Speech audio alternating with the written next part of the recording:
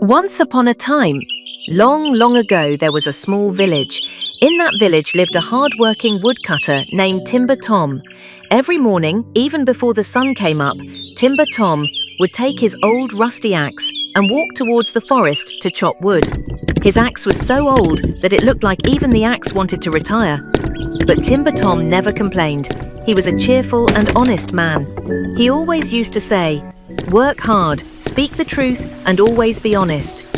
One fine day, as usual, Timber Tom was cutting wood near the riverbank when suddenly, his axe slipped from his hands and fell straight into the water with a loud splash.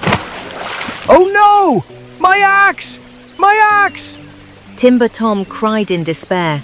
Children, just imagine, what would a woodcutter do without his axe? Timber Tom sat sadly by the river when suddenly from the shimmering water appeared a sparkling magical fairy. Yes, you heard it right, a real fairy.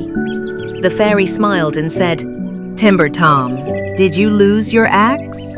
First, she showed him a golden axe shining brightly like the sun. Timber Tom immediately said, "No, fairy, this is not my axe."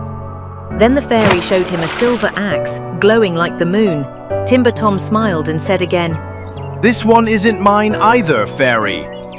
Finally, the fairy brought out Timber Tom old rusty iron axe. Timber Tom's face lit up and he shouted with joy. "Yes, that's my axe." The fairy was very happy. She said, Timber Tom, you are an honest man. You didn't take what wasn't yours. That's why I'm giving you all 3 axes. Timber Tom's eyes filled with tears of happiness. He returned to the village, smiling, and told everyone, "Honesty always brings sweet rewards." Moral of the story, always speak the truth and be honest, no matter how big the temptation is, because honesty always wins.